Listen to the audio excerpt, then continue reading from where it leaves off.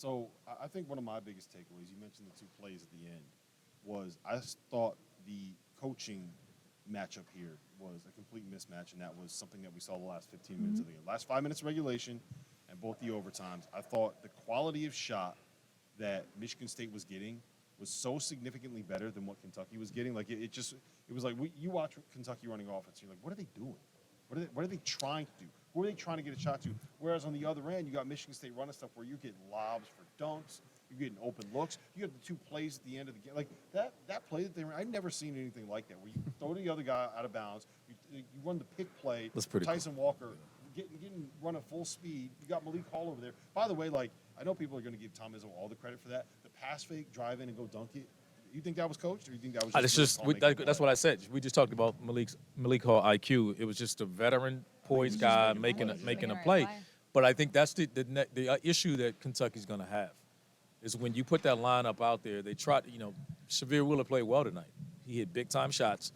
But when you put him out there with Oscar Tshiebwe, you can see Michigan State scouting him, saying early in the game he kept getting to his left hand and getting in the paint, finishing at the rim, and it's like back up. As the game went on, the staff started saying. I even said this to, sitting next to Megan. When he hit the big three, you probably thought I was crazy, but I was like, I go under and give it to him. If he makes the three, then you pat him on his butt and say, hey, man, great job. You're going to lose the game. But he's so dangerous with the pressure he put on your rim. So they were just saying back up. So now he's backing up, sitting in the paint. They kept sitting there every time that he had the ball. They would back say, up. Sweep, sweep, sweep. And I don't know what that call is. I don't know what it is for them. But every time he had the ball and he brought it up, the bench was yelling, sweep, sweep, sweep. It just means, you can tell, it means sit in the lane, sit in the paint, back up, and be an extra defender and clog up the lane. So now it started forcing Oscar Tshiebwe to catch it 10 feet, trying to back his man in, and now they could help and get back, and he's a late recovery. So they got to figure out a way to fix that. I mean, the other guys weren't making shots as well. So he played well. I mean, I'm not by any stretch of the imagination. He didn't turn the basketball over. He took a step with that. He took care of the ball tonight. The issue is not how good or how talented Severe Wheeler is as a basketball player. The issue is his fit with Oscar Tshiebwe. Right. When you have a guy who does what Oscar Tshiebwe can do, you need a point guard that can do different things from what Severe Wheeler can do, right? I don't like making an NBA comparison because it's not. But people like you guys understanding basketball understand. It's like that's the problem with the Nets. If they're not really good defensively, but early on, it's still you're gonna have like Claxton out there and you're gonna have Ben Simmons out there. But if the other guys have the ball, there are two guys you don't have to guard. Ben Simmons. Don't you start it. Don't you say that. I'm only comparing it because you got non-shooters at that spot at your big and at your center. It clogs in everything no matter who you got on the floor. And I think that's what happens to them. And then now when Oscar Tshiebwe fouls out, what's your identity going to be? What are you going to do? Who are you going to run the offense through? And they look bad tonight. So other than Severe and Tshiebwe, who on that Kentucky roster do you trust to go get a shot and go get a bucket? Not C.J. Frederick. He was a non-factor tonight. I'd like to say Casey Wallace. He had really good stretches tonight. He looked like a freshman. Yes, that stretches really like a freshman. He just looked like the bunch of freshmen we just saw on Duke's roster. Talented freshmen, had their moments, and not as consistent as he will be, but he's going to have to be the guy. Does this performance from Kentucky change what you guys think their ceiling can be? No.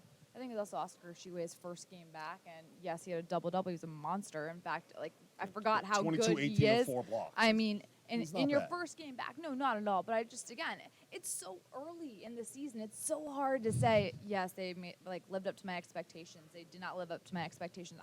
I don't know. We haven't seen them play enough yet as a whole group. So ask me that in a month. That's not how we do it here, Megan. I know. You're asking for hot takes. I can't give you an educated take on that. You got to make definitive statements, and then when they're proven wrong, you make another definitive statement. I'm going to say, I said this. I knew it all along. And prove me wrong. I love it. I said this to RC, though. The one definite statement I will make, Oscar Tshiebwe could be a freaking tight end for the Indianapols Colts. Just the way his She did say that. is She did built. say that. My goodness She gracious. did say that. And Kentucky's going to play a lot of teams where they're going to be able to just get the ball inside, and Tshiebwe is going to just use his sheer physicality and talent to win games, not against a team like Michigan State who has that IQ, who has the coaching behind it.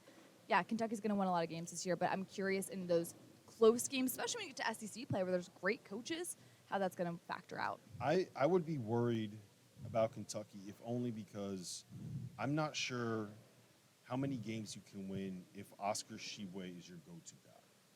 I don't National Player of the Year? Yes, and I don't think that he offensively. How is he creating offense for you?